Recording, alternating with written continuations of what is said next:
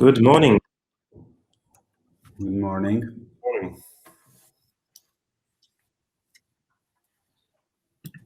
All right. So let's maybe wait for one more minute for everyone to join. Some people might run late in the morning. Maybe they'll bring their kids to school. So give everyone another minute at least. Because you have 9 o'clock in the morning in the UK, right? 9 o'clock in the UK. That's right. Yeah. 10 a.m. European time. Yes. Exactly. Great to see you guys, and we're super excited to be able to join you on today's webinar. It's been astonishing to follow your progress, and very happy that we see each other from time to time. Thank you, Kirill. Well, yeah, it's been a ride, I think. Imagine. I think we'll have the opportunity to talk about it today a little bit. So yeah. Very much looking forward to it. It's always great to learn about such amazing companies and projects that are bringing Europe on the map of the world again. So that's super exciting for me personally. Well, I think even Europe is doing, at least, I'm not saying better, but we are not far behind the US and these guys. So definitely we have the crucial talent to make it happen. Yeah, okay. On this note, I would propose that we kick off. And again, good morning, everyone. We are very excited to welcome you on today's webinar session with the very amazing team of Nevomo that are developing a new generation of high-speed railways in Europe. High-speed railways in Europe, can you imagine it? This is a sector that needed some boost and some transformation, and Nevomo team is doing that. The team is headquartered in Warsaw, Poland, and their quite unique MagRail technology is really an opportunity for the rail sector to gain a competitive edge and also really contribute to the reduction of the carbon footprint, which we know is incredibly important for the world.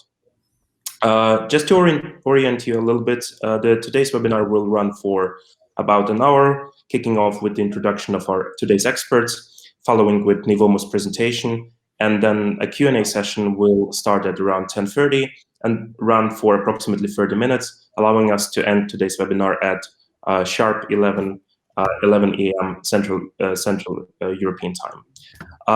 The core of today's presentation webinar will be Nevomo's presentation, but it will be connected with the current fundraising round that is also right now still live on Cedars, followed by the Q&A session with our today's experts. So with that, I'm very pleased to open up the session and introduce you to our today's speakers, guests, experts, starting with the Nevomo team and with Przemek Pacek, the co-founder and CEO of Nevomo. To give you a little bit of background on his biography, Przemek has over 10 years of managerial experience in finance and sales, and he gained this experience mostly in private banking, fund management, also real estate brokerage, and different land development sector projects. He used to manage a portfolio of real estate assets in one of the largest Polish banks prior to starting Nevomo, and used to be a board member of 9 SPVs of a closed-end property fund. He's joined by Milan Kromik, the business development director at Nevomo. Milan is a member of the board of directors of the Czech Confederation of Industry of the Czech Republic. He gained his profound managerial experience in various industries, where he was mainly responsible for business development and public affairs. He also worked for Veolia, which is a large public French energy service company, and has been a general manager for Waste Division, director of business development, and manager for public affairs at Veolia. The team of Nevomo is joined by the members of the advisory board of Nevomo, starting with Vladas Lasas, a famous Lithuanian entrepreneur and expert in strategic planning and management consulting. Vladas, together with Sir Richard Branson, who you all know well, is a co-founder of Carbon War Room, He's also a co-founder and co-owner of several companies in the logistics sector, high-tech, clean tech, and e-commerce. He brings his profound experience to the table and has been one of the first, if not the first, investor in Nevomo's team and technology. He's also part of the advisory board of Nevomo. Joined by Alexander Demenchuk, one of Nevomo's recent additions to the advisory board. Alexander has some fantastic experience in the fintech sector, investment banking. He brings 14 years of experience, followed by his investment career in corporate development, with a particular focus on infrastructural projects, technology, and utilities. And his profound experience in the international business development sector, in the finance sector, is very crucial to Nevomo's advancement over Europe. Joined by myself, I represent Cedars, which is one of the leading equity crowdfunding platforms in the UK and in Europe. But think a bit broader than just equity crowdfunding. It's a fundraising platform, and Cedars helped facilitate more than £1.2 billion in investments over the last 8 years. And I've been incredibly privileged to have met Nevomo's team approximately three and a half years ago in one of the conferences in Berlin, where I just couldn't pass by them, and fell in love with their prototype, approached them, and since then we have a mutual fruitful relationship, helping them to raise the necessary funds to expand. I think it's worth for me to give over the microphone either to Przemek or to Milan to kick off the presentation. Cool. I think I will take the take the first word. Okay, can we see the slides? Right. Thank you very much for that. Ladies and gentlemen, thank you for joining. Thank you for finding your time and showing your interest in our exciting technology that we are working on since a little more than 4 years now. So welcome to the Age of Frictionless Mobility. Let me first introduce a little bit our company, Nevomo. So we are a deep tech company that is specialized in digitalizing the railway industry. What is a deep tech company? I would maybe like to mention it at the very beginning. Our understanding of a deep tech company is a basically research and development company that has a certain knowledge or certain know-how that is not repeatable in a very quick way by other companies. So this is our competitive advantage, and I will shortly explain you what we perceive our competitive advantage is. So we have, and we believe in that, innovative key technologies that we have worked on, as I said, since 2017, which mainly lies in propulsion, suspension, and power electronics. So these are the main, let's say, areas or core products that we are working on. We are working on our unique concept, which is called MagRail, because eventually you will know that Hyperloop is something that we would like to develop, but MagRail has a much shorter time to market than Hyperloop, and I will explain you what it lies on. MagRail is a technology that enables higher efficiency and interoperability with conventional railway. We believe that also our advantage is that we are a partner for digitalization of conventional railways, because so far still railways are quite analog, and if you want to raise flexibility, then we need to, as the whole railway industry, introduce some digitalized technologies. You can also see on the map our presence. This is first either, let's say, locations where we have our offices, or it is also, there are also places where we are in quite far negotiations with our potential customers. So you can see it's pretty much whole Europe or Western Europe. So as Kirill was saying, we are headquartered in Poland, and we are talking to partners in these different various markets. Now let's talk a little bit about the big picture. Why did we come to this kind of idea? This is a very interesting chart that is coming from the US numbers or US data. And you can see that at the very beginning, let's say in the very early 19th century, rail was basically the only means of transport, of course, if you omit horses, that gained massive usage by passengers. There was no road transportation at the time. There was no air transportation, of course, which emerged further on. But railway was really the means of transport that was able to interconnect cities and states in the United States. But then on, it has pretty much lost its positions. And why did it happen? Because it happened with the Model T, with Henry Ford, and with the mass production of cars. And later on, let's say during and after, especially the Second World War, when planes emerged on a mass scale. So you can see the different milestones here. And you can see the orange curve that really goes down, drops down. And now we believe that we are really on a crossing where either we reinvent railway industry or it's going to marginalize.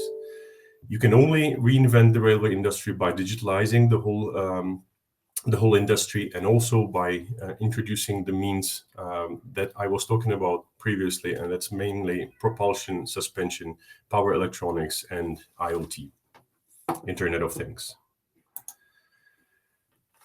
Now, at this slide, you can see certain key points. So these are the main three key pain points that the conventional railway is suffering from. This is low efficiency of existing railways first. As I was saying, it is not really digitalized. It has a lot of analog solutions still. So this is one key area that we have to focus on if we want to increase traffic on rails, and especially if we want to decrease other means of transportation that are vastly CO2 inefficient, like road and plane. Another pain point is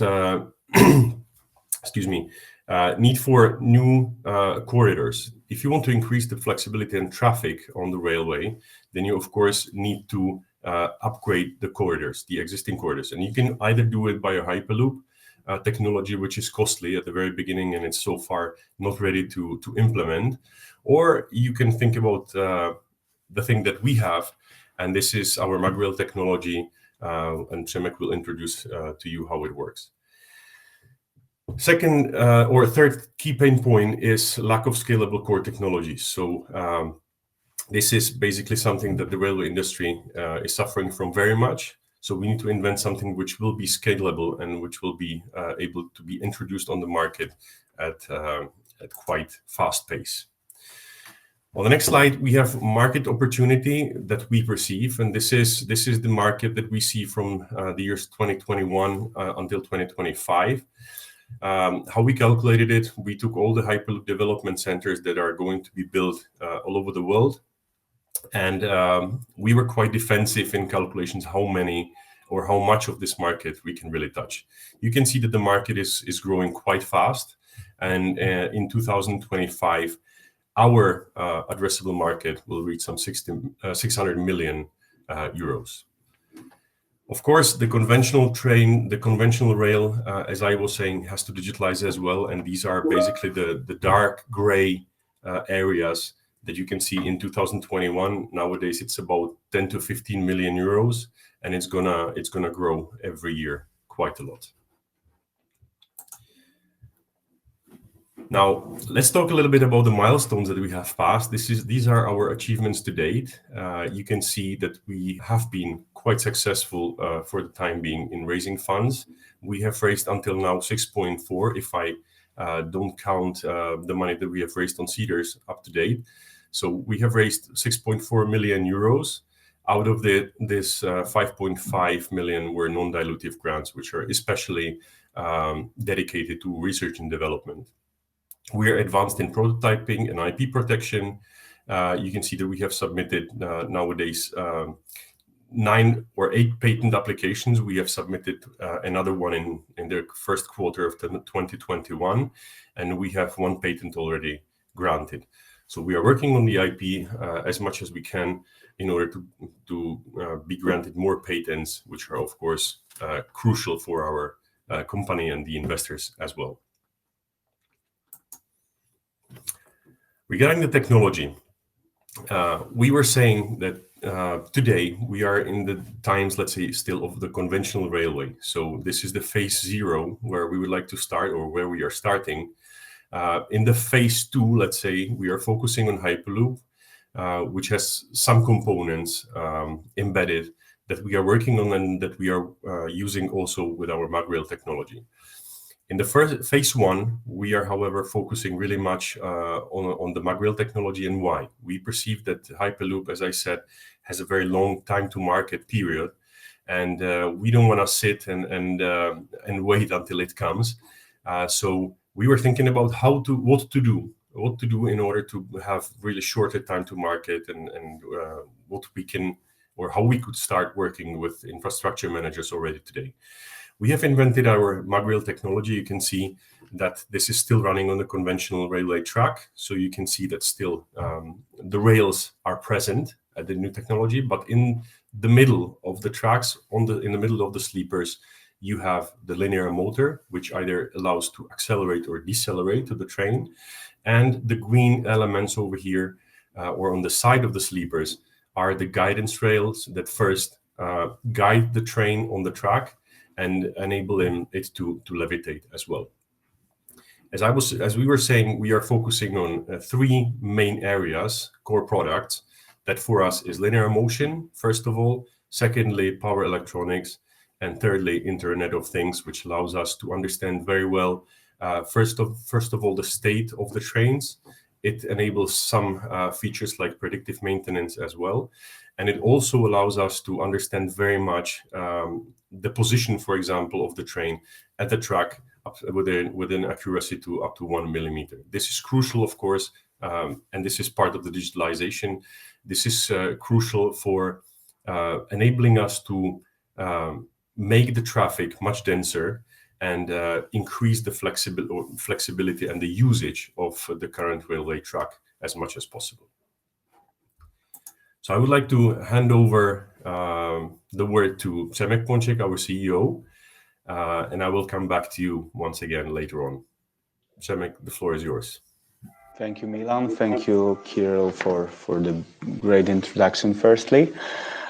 So taking it over and saying a bit more about MagRail itself, it has got quite a lot of advantages comparing to conventional railways, and we have grouped them into 3 categories, which you can see on the screen, and basically all of it translates into a greater flexibility of the system, which for customers means, for example, that we can run smaller trains, pods, every couple of minutes instead of a big train every couple of hours.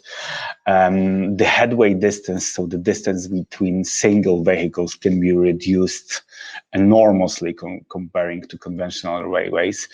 And thanks to this, we can also achieve much better capacity of each line. And of course, the speed, lower energy consumption, less noise. These are the main advantages. And wrapping it all together, of course, conventional railways are a proven mature technology, but on the other hand, it's a technology that has been 191 years old. The core basics of it, which is frictionless steel, wheel over steel rail.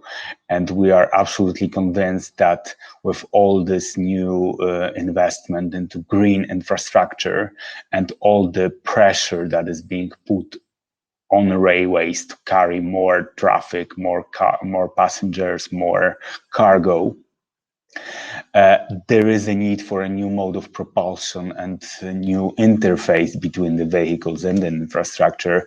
And this is exactly what MagRail can offer. So on one hand, it takes advantage of the existing infrastructure. So there is the land which goes into dense city centers. We just make it much more efficient thanks to a digital technology, which is just way better than the existing analog one. Of course, there is some price tag attached to this new infrastructure, but it's very much offset by increased performance and lower operational costs. So where we are in our technology development, some of the Cedars investors have been following us since 2019 when we were still first raising money to build this proof of concept, which was shown to the world in the autumn of 2019. It was a first generation of our linear motor, full scale, but the pod was quite small, and the levitation system was 1:2 scale. But it was an extremely important event. We managed to gather more than 150 people from 10 countries, including representatives of leading railway infrastructure managers from Europe. And as you will see in the coming weeks, this was super important because it has already transformed into some substantial cooperations, which will be able to make publicly available within the next few weeks. End of last year, we completed another tests, mid-scale, so 1 meter gauge of the track, full scale, second generation of linear motor, plus this, what you can see on the bottom right picture, tests of magnetic levitation on a levitation rig. So here we simulated how the levitation forces and guidance forces work at different speeds. And now we are absolutely ready to build a full-scale test facility and test the system up to 150 kilometers per hour on a standard gauge track. The selection of the location is almost finished. We will be also able to announce it very, very soon. It's going to be in Poland first. And then the tests should be performed at the turn of this year. And early in 2022, and then we expect to extend it with a longer distance, a curve and a switch in the coming next 2 years, together with a potential client. So in 2023-24, we expect to be ready to start a pilot implementation, which will enable initial certification of the system and make it ready for commercial implementations. There is, of course, some competition in our core products. In linear motors, there are some companies of medium size, but they are not very much focused on our use cases, and they don't have any specific IP here. So we feel quite comfortable with this, and we are still able to optimize the systems quite a lot. In the power electronics segment, which you can see on the right hand, there is, of course, much stronger competition, but we are still able to win with them. For one example is the Dutch Hyperloop development program, where one of the big companies was interested at first, but we were still able to convince our Dutch partners to choose us because we were much more flexible and ready to adapt the subsystems to their specific needs. In terms of market segments, the situation is quite different because there are no directly competitive systems. In Hyperloop, we are positioning ourselves as a supplier of these key components to these companies that you see on the screen. And as you know, we already cooperate with one of them hard. We have some talks undergoing, and in the coming months, we will be able to announce another partnership in this segment. And in MagRail, there is no direct competition. There are only alternatives, but they are much more expensive in terms of CapEx and OpEx.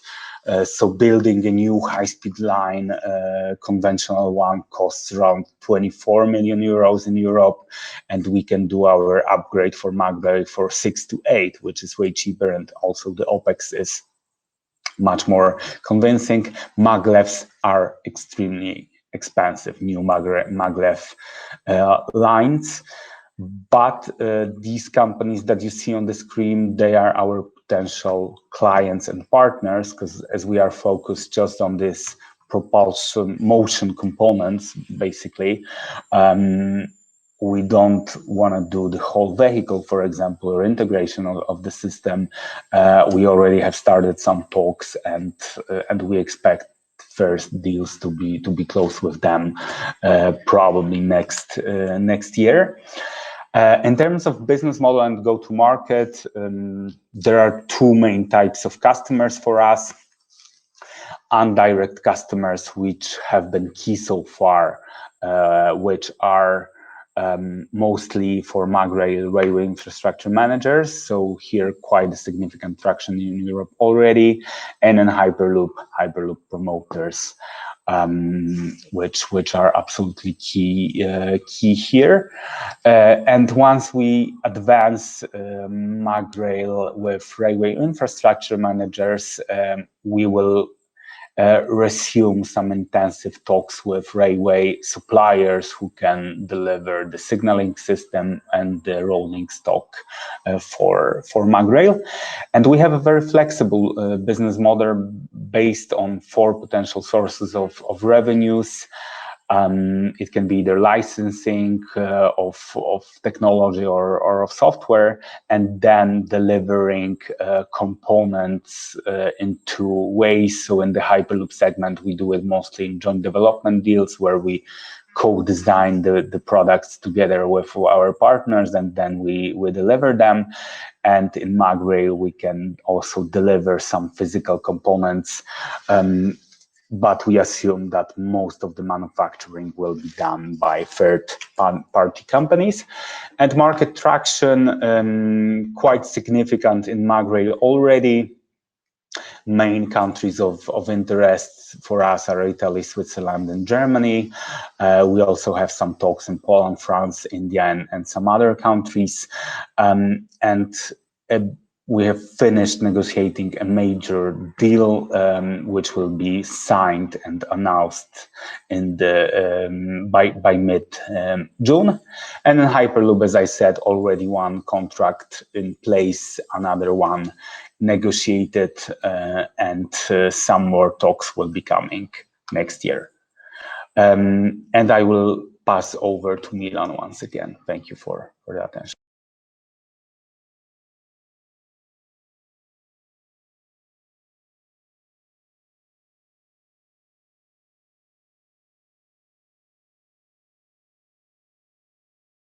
Milan, you are muted. We cannot hear you.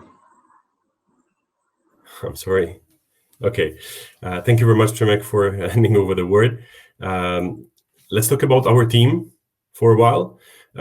As you can see, we have 50+ members of our team nowadays. Pretty much we are focusing on technology, so the majority of our team members are engineers. We have 25+ engineers at the time, and we are still increasing the team, and we are hiring. Our technology teams are especially working on electromagnetism, mechanical team, infrastructure, basically all the areas that are needed for our technology that we were introducing previously. We are also focusing on business development because the technology is at a very, I would say, developed level, or a very far level. So now we would like to focus also on commercializing our technology, and therefore we are going to focus on business development team, which is quite strong for the time being. I would especially like to mention Mr. Janusz Kuchmin, who is our latest acquisition, if I may say so. It is really a top-notch person leading Bombardier in Central Eastern Europe for 16 years. And of course, we have our founders. You can see Przemek Pączek today, and there are 3 more. Paweł Radziszewski, who is our CTO, responsible for the whole technology. Kasia Foliante, who is mainly responsible for design, architecture, and let's say the soft part of our product. And Lukasz Milczarek, who is specialized in infrastructure. So he's the one who is responsible, for example, for the full-scale test truck that we are building in Poland nowadays. So We have a bold vision that we have introduced. So we are trying to create a bridge of higher efficiency and interoperability between the existing railway industry and the Hyperloop, which is nascent at the time being. But as we said, for us, it's a phase 2. Nevertheless, we are focusing on it as well.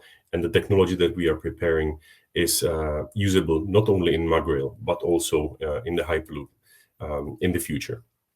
So our key strategy directions are, first of all, digitalizing the industry, because as we were saying, this is a prerequisite to increase the traffic on the railway lines. And especially it means that, what you can see in the second point, if the European Union is emphasizing that basically CO2 emissions or reduction of CO2 emissions is very necessary. The only way how to do so is basically through railway industry, but you need to really make it more flexible and more digitalized in order to meet the demand that is going to emerge in the future. Also, we would like to, or we are unlocking with our technology, full economic value of the land beneath the existing railway lines. So this is something that we perceive as crucial as well. And of course, as we were mentioning, the European Union and the whole world would like to decrease the CO2 emissions. And ultimately, this is something that our technology is enabling to do. And that's why we are studying it so much. The roadmap, the short-term focus, Przemek has spoken about it a little bit, but basically what we are going to focus on within the next 1.5 years is, first of all, the team expansion, both in the technology area and also in the business area.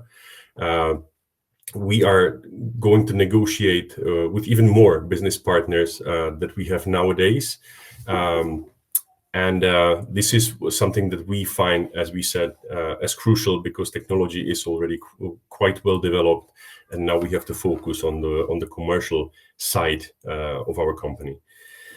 We are building a full-scale prototype. Przemek was talking about it already. It should be ready by the end of 21, and we should run the tests quite shortly. We are also going to reorganize in terms of our location. So we are building a Swiss company. I think this was one of the milestones in the previous campaign that we would do so.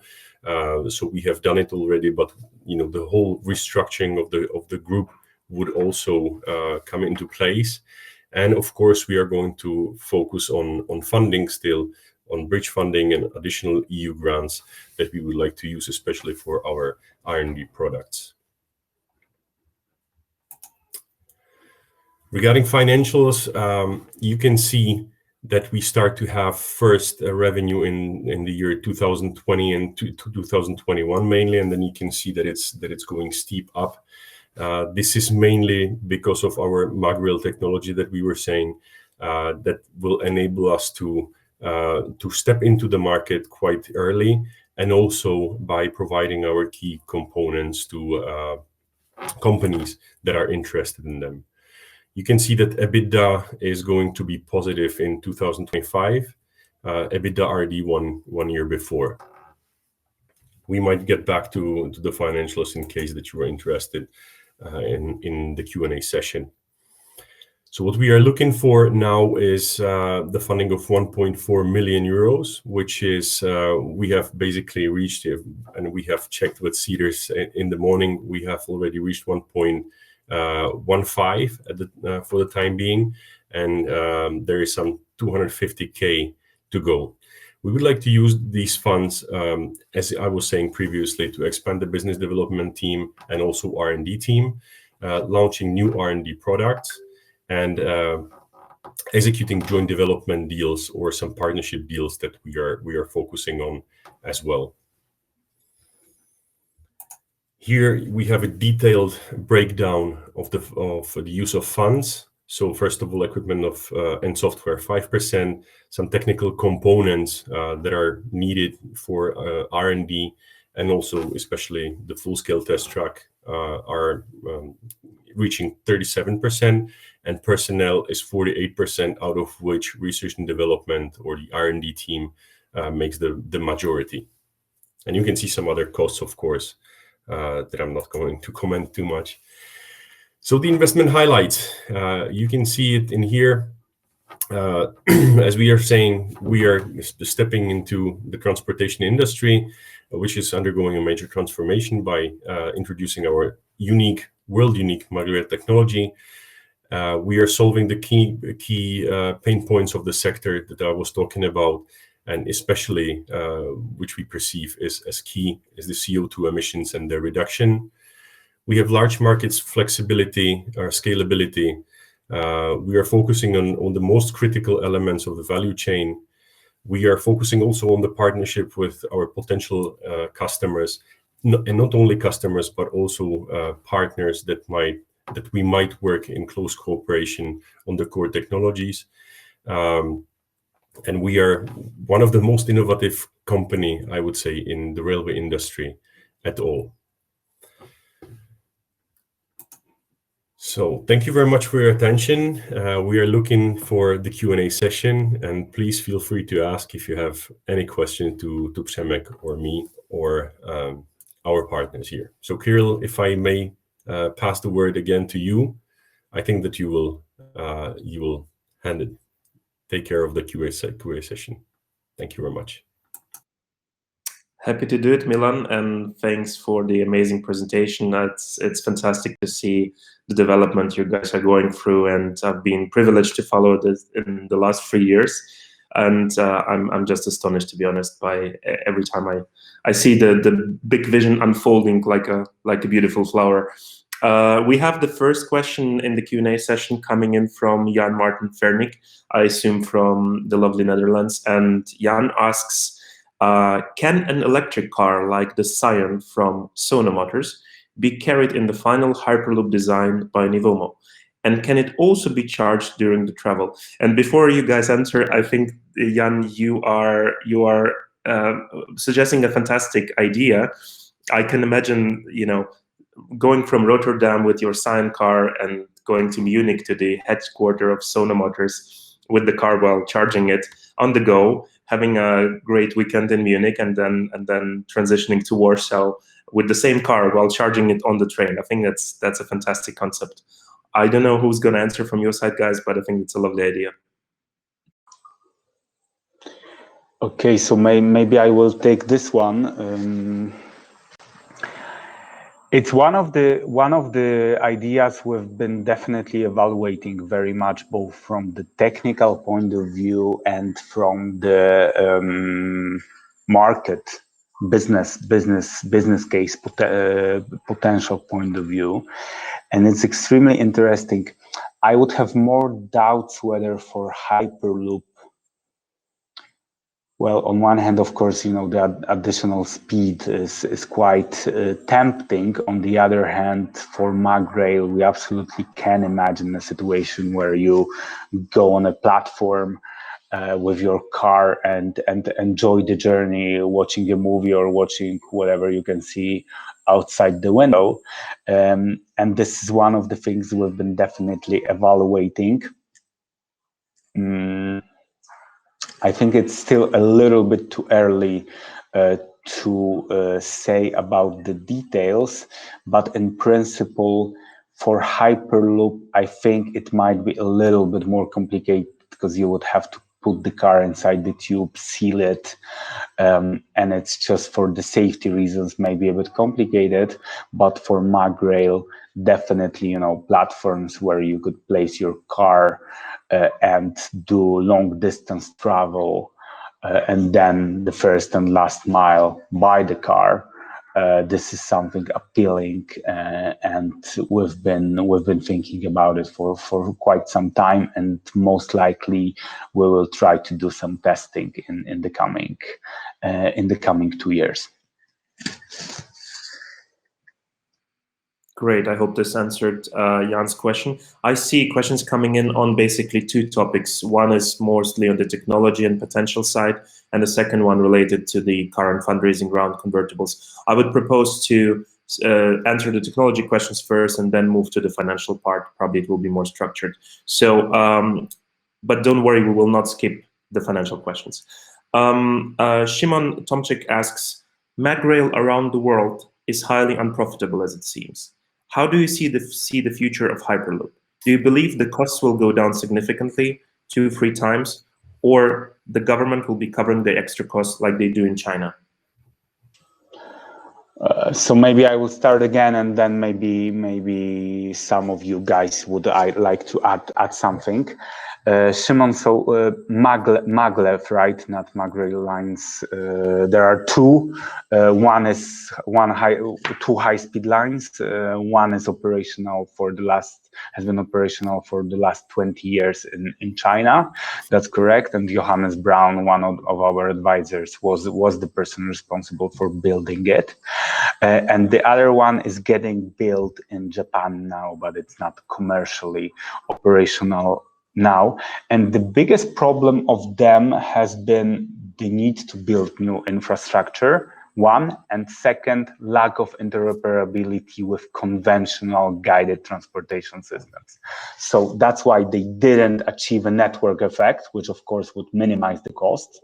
Milan was also saying about, scalable subsystems.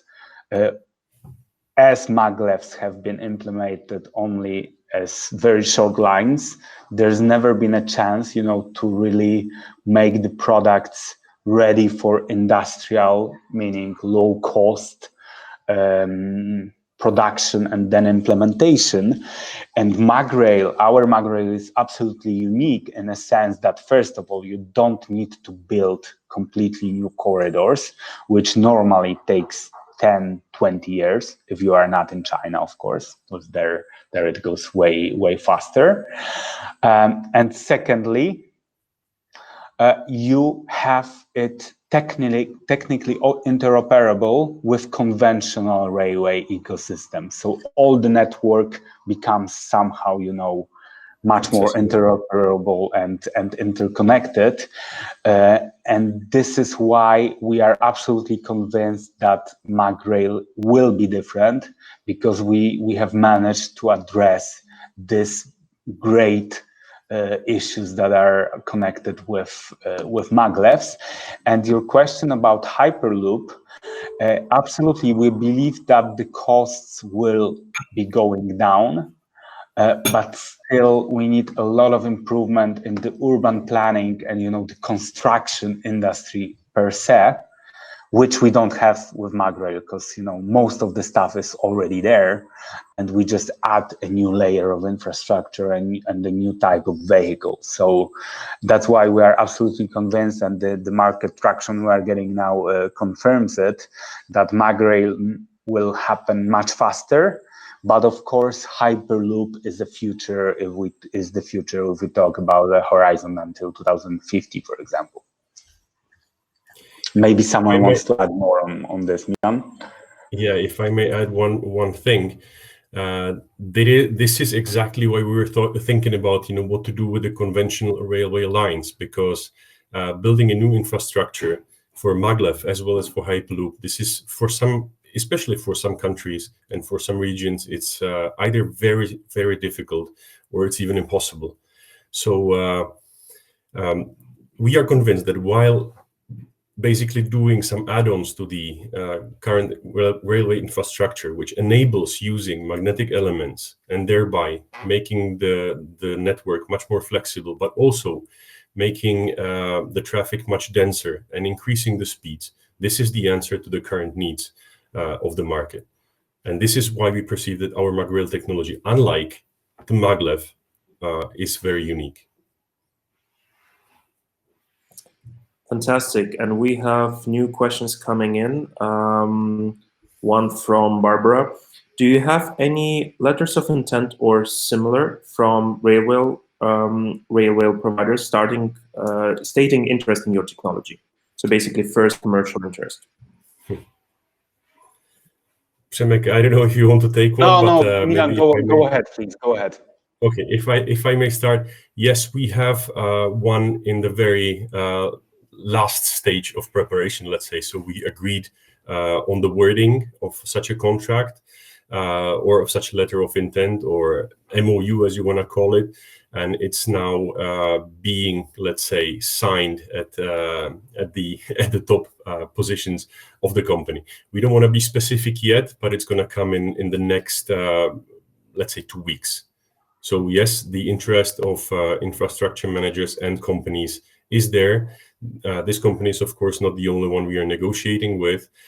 We are in some quite advanced talks with others as well, but this is the one that we will publish or make public quite soon, and that is that will clearly show, you know, a very good interest of a large company worldwide. I don't want to be more specific. I'm sorry for the time being. Just one thing on it. You know, letters of intent are relatively well, not so strong, right? So here we are we have managed to get over the last few quarters to a much stronger type of contract, which very clearly specifies what we will do over the next 12 months together and what's going to be the pilot project that we will do over a bit longer horizon of time. And there are also some specific milestones passages that need to happen for this company to launch a first commercial project for the MagRail technology. So letter of intent is absolutely not the right word for this contract because it's way stronger than a typical letter of intent. We have another question from the audience. Veshlav asks, what is the time frame within the impact of technology will be visible for the average user or the average Rail user? And he also states that you guys are pursuing an amazing idea.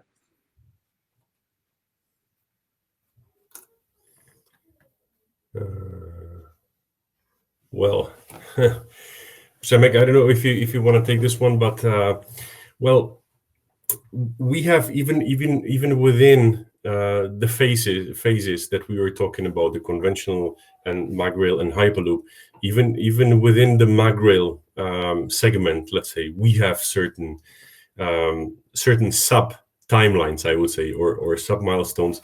So if we are talking about really, let's say, very wide implementation, then we would talk about really, you know, maybe 2030 or 2028.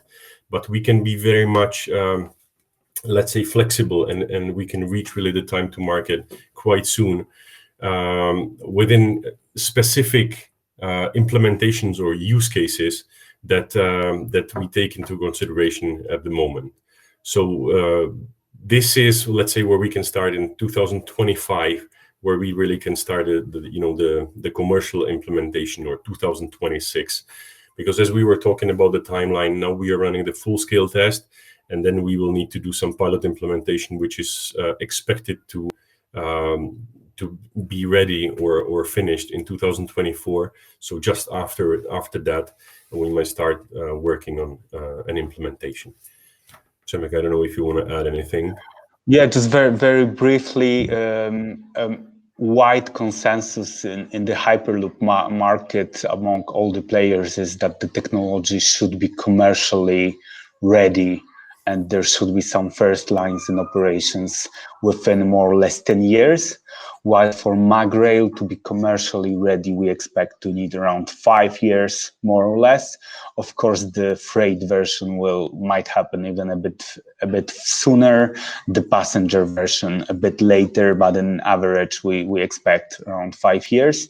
So the second half of this decade, we expect first commercial lines to emerge. So this could become, you know, something that a consumer could finally feel and use. I'd say that's a nice segue to the next question from Audrey. She asks, no, not sure if this has been mentioned, but what is the technology readiness level of this current technology? Okay, so maybe I will take this one. for the propulsion, levitation and control systems, we are currently at around 6. And we plan to get to around 8 this year, and next year to TRL 9 for the ski components.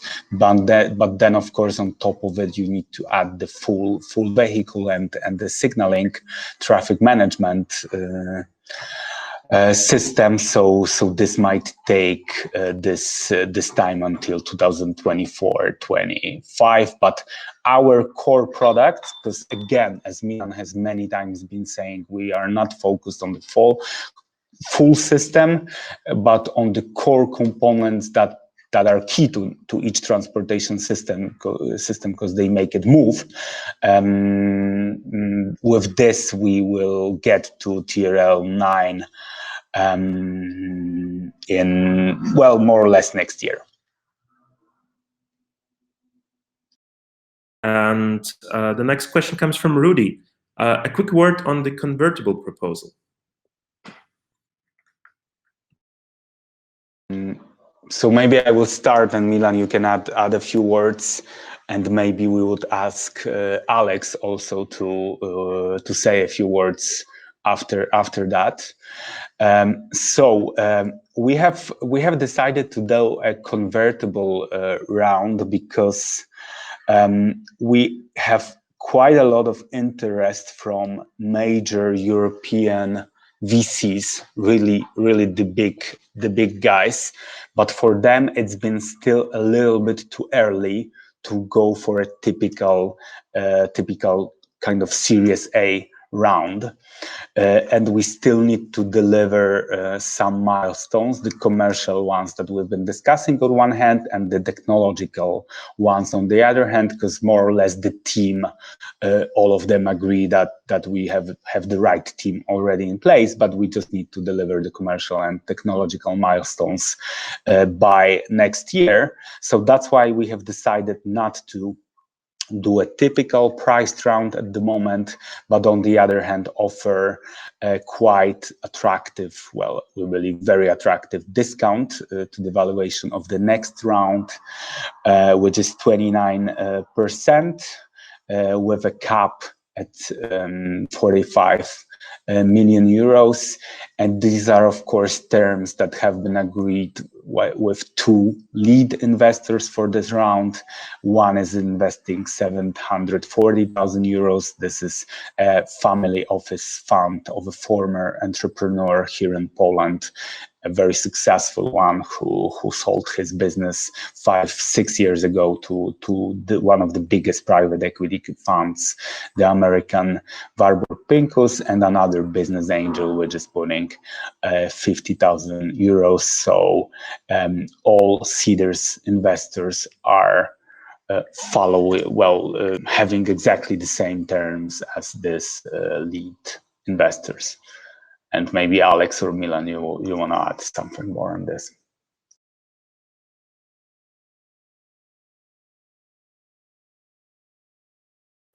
Alex, you want to take this one?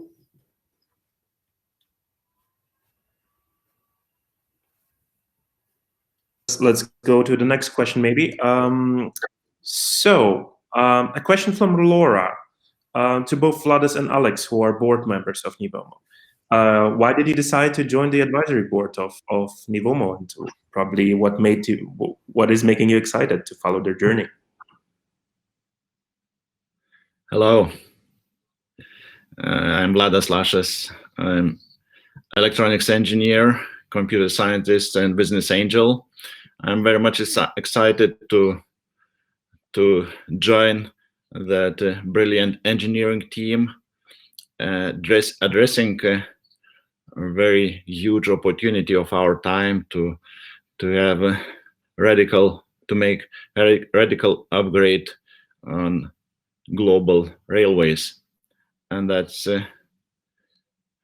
very much what I think, that with the innovative companies we can make huge impact, inventing technologies like is Nevomo, formerly Hyper Poland, is doing. I'm not only joined the advisory board, I'm one of the first business angel investors, and I'm very happy what they are doing because I met founders in the very beginning of the Nevomo story, and they have good vision, great talent and capabilities to do the right thing, and I am really happy to be part of this team.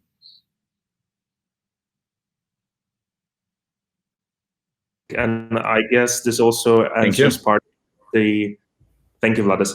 I think this also answers Laura's next question. She asks if, as Nevomo first investors, why did you decide to invest? But you laid it out quite well. Let's address the same question to Alexander, who has been following the Nevomo's progress quite personal as well. Yeah. Hi, everyone. So I'm happy to join the journey as an advisory board member. I have been following the progress that the guys have made at Nevomo for a couple of years actually already, and I think that Nevomo has a very noble and ambitious target and objective, and basically bringing the major technological disruption over the last 40 years, my understanding, and to the railway sector. And also it's a great example of an ESG investment. So basically Nevomo is building a brighter and more eco-friendly future of guided transportation. And this is a great story to hear about and a great story to be part of. And then if you look at Nevomo, that's the way I looked at it at least.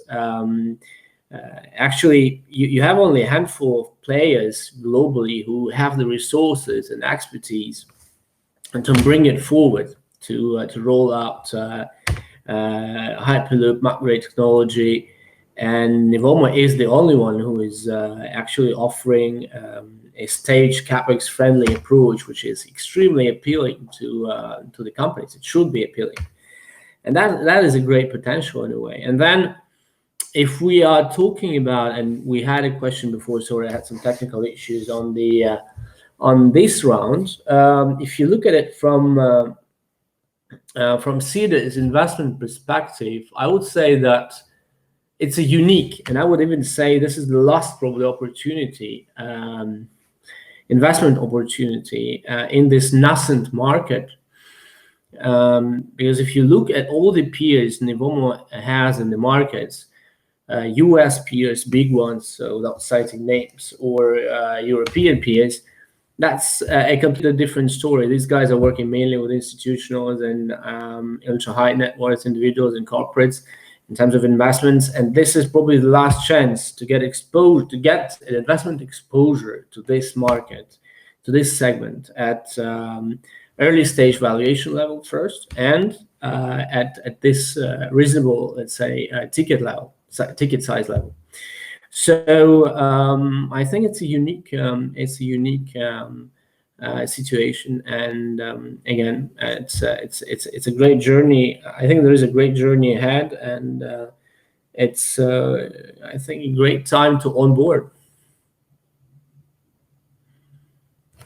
Fantastic. Thank you, Alexander. Thank you, Vladis, for the answers. If we will have more, we'll come back to you again, don't worry. We have a question from Mariusz, who asks, why did you opt for a safe note for the Cedars round?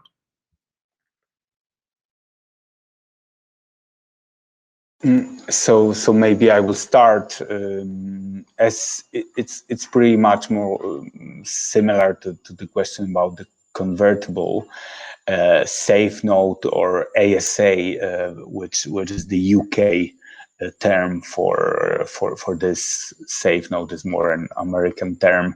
Is just a simpler way of doing a convertible round than using a typical convertible notes, where we just have debt and then it converts into equity, and it's mainly because of some tax considerations that, especially in Poland, make it much easier to use a safe note or ASA type instrument. So this is the reason.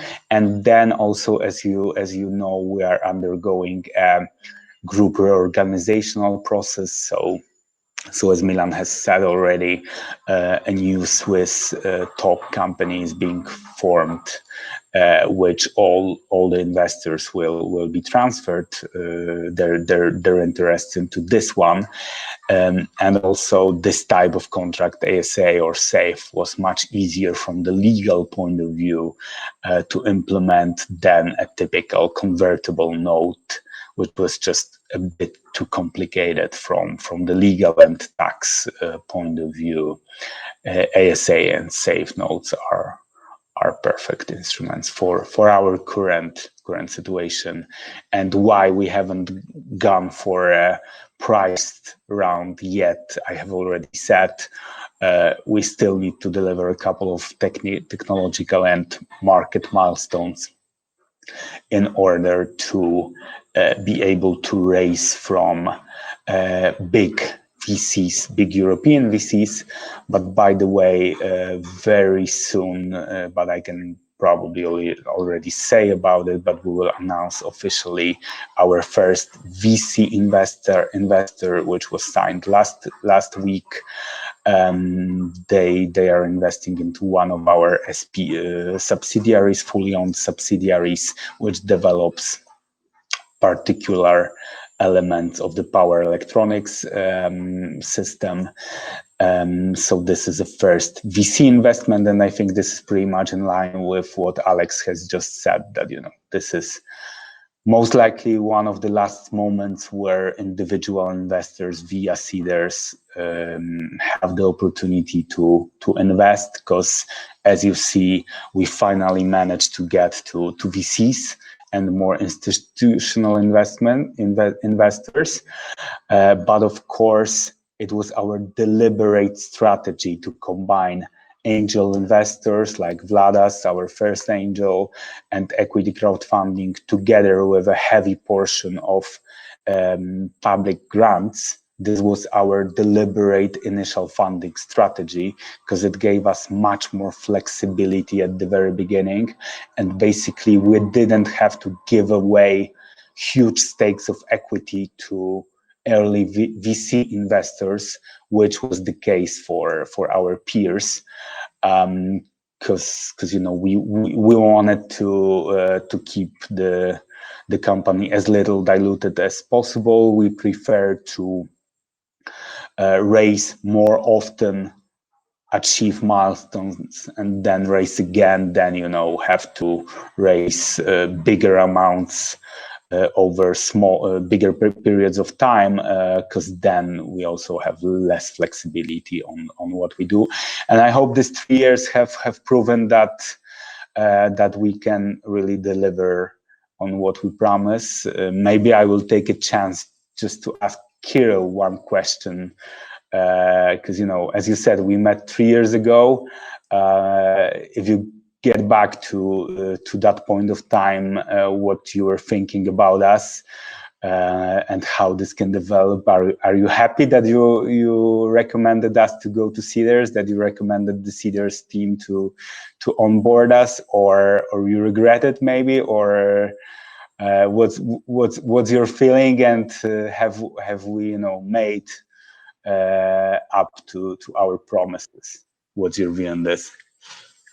The only thing I can regret is to not finding you earlier, to be able to introduce you to our investors earlier at an even smaller price than it is now. But I think what's exciting is that you are certainly the consensus within Cedars, within our investors community, which is 600,000 people from all Europe and all the UK, is that this is a moonshot project. This is something that is incredibly ambitious, but at the same time, it is vital and it is achievable, because it really is based on this old school infrastructure that is there for, Przemyk, you said 191 years, right? So you're not building the new the new railway infrastructure, you're using what is there, and you're really providing a new interface to it, which is something that I think the Cedars investors appreciate, our investment community does understand, and I think you are one of the most exciting European projects in hardware, in deep tech that we used to work with. Funny enough, we also worked with Sono Motors, who were mentioned previously by one of the questionnaires. So we tend to invest in long-term infrastructure projects. I'm happy that Nevomo is part of this journey. And what I'm personally am very, very fulfilled with is the feeling that following your journey, you keep on delivering, you keep on delivering, you keep on delivering, and you're not afraid to swing for the big goals. So the ambition is there, the determination is there, the talent is there. I'm proud that we can put Europe on the tech map again with such infrastructural projects. And just to give the audience a little bit of perspective from how long these projects like Nevomo might fund on Cedars, it is really, I don't know, but I feel it's one of the last rounds that will be available and open to retail investors from the world to participate in. The reason being is that we see statistically on Cedars that campaigns raise 3 or 4, maybe sometimes 5 rounds on Cedars, but then they start to receive VC injection, VC capital, and they tend not to be open again to retail investors. In that sense, I probably should not be saying that, but I invested myself. And I'm very, very happy to be part of the journey, because if you think about it, be able to participate in the transformation of the existing railway station is just incredibly powerful. I also, just statistically, in the first campaign, you had investors from 12 countries, I believe. In the second one, 28. And now it's 43 countries that invested in you. So investors follow your growth, follow your journey. You keep on delivering. Some things work, some things don't. But I guess the consistency, the determination, the big ambition, the big vision is there. And I totally can relate to what Vladas and Alexander have said, why they discovered you, why they joined you. I think you do project a really good sense of solidity and ambition that investors appreciate. On that note, a brief answer to the question of, I believe it was from South Africa, why does Cedars does not accept investors from South Africa? We do not yet currently. It has to do with the regulations of financial regulations within South Africa. But trust me, we are looking into that market. It's one of the most interesting markets for us. And I would propose that the investor who, I think it was Vandile, who asked this question, get in touch directly with Nevomo, and maybe there will be a way to participate on Cedars. So it's not a no, it's just not streamlined. On this note, I would, looking at the time, and be conscious that we are a bit over time, which is good. There are a couple more questions. From Audrey, what do you think is the biggest risk of Nevomo's technology, and how do you plan to mitigate it? You want to start, Milan, or maybe I will start, and you can Yes. you can add a bit more. Maybe also Vladas or Alex, you still want to say something on this. There are some technological risks for MagRail if you want to integrate something new within, with a legacy system. It's not really easy, and there's a lot of regulatory hurdle that you need to tackle. But I believe we can say today that we have already the right team and the right strategy to deal with this. Of course, it's going to take some time, but the most crucial element here is the response, very positive one, of infrastructure managers. If they want to have this technology, we are absolutely convinced that it's going to happen, and we have the right team. For example, Janusz has been mentioned, who has great experience in railways. As such, Johannes, with his great experience and network of all the maglev people that have been responsible, for example, for certification of that system. So we can absolutely do that. And with Hyperloop, it's just the urban planning and construction time frames, which take a lot. Myself, with experience in urban, land development, previously Kasia being an urban planner by education and by experience, we both knew that it's going to take quite a lot of time, and that's why MagRail was, invented as an intermediary system. So to wrap up, that's why we offer our components in two market segments. First, they can be implemented as an upgrade to conventional railways, and then implemented in Hyperloop when it is ready to be rolled out. But of course, we profit from the test centers and certification centers before, and because of it, I think the risks are quite mitigated, because we are not relying on one segment specifically. But we have some sort of safety nets that if one goes faster, the other one can go a little bit slower. Guys, do you want to add something? Just if I may, just one thing. Exactly, this is what you said. So I think that our biggest risk is the acceptance by the infrastructure managers, and this has been mitigated because we can see that they're quite interested. On the other hand, this is one of our as well key advantages, I would say, because building our solution on existing railway infrastructure or railway tracks makes us much more competitive than, for example, the Hyperloop or technologies like maglev about previously, which need a different infrastructure, a completely new one. So infrastructure managers who have invested into some tracks, into some network, and they have not depreciated it yet, you can imagine how keen they are, on ripping it out and replacing by some new infrastructure. So this is practically impossible. However, building or superposing new elements on the existing infrastructure, this is much more feasible. And we are not talking about even countries where you have so limited space that building a new infrastructure is basically impossible, right? So here, for these specific applications, our solution is a much better one, let's say, than the solutions that require a completely new infrastructure.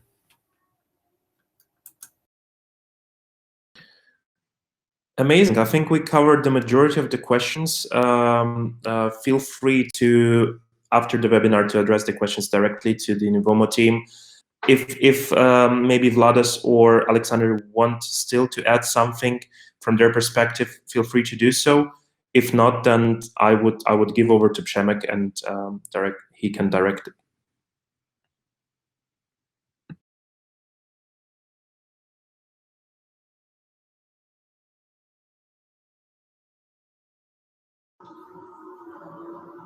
Vladas, Alex, perhaps you have some final comments that you would like to share. Please do so. Thank you, Kirill. Thank you, Przemek. One thing I would like to stress that a Nevomo approach is to get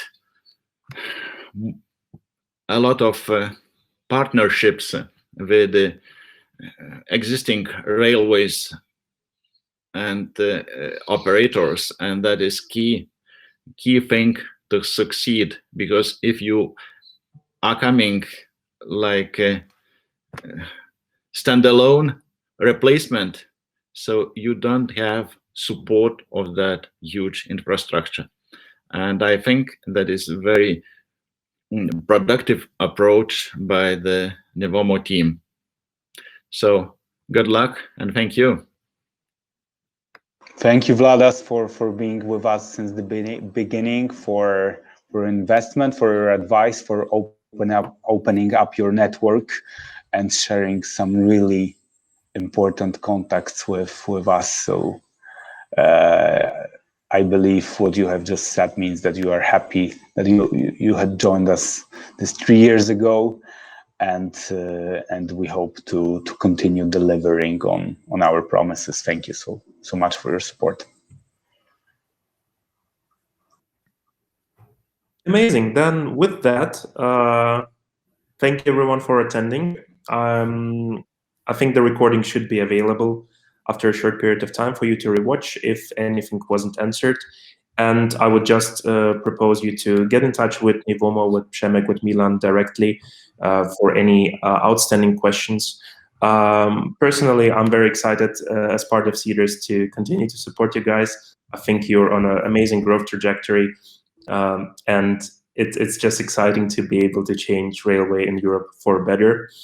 And well, keep doing the good work as Vladis had said, and we are all happy to support you.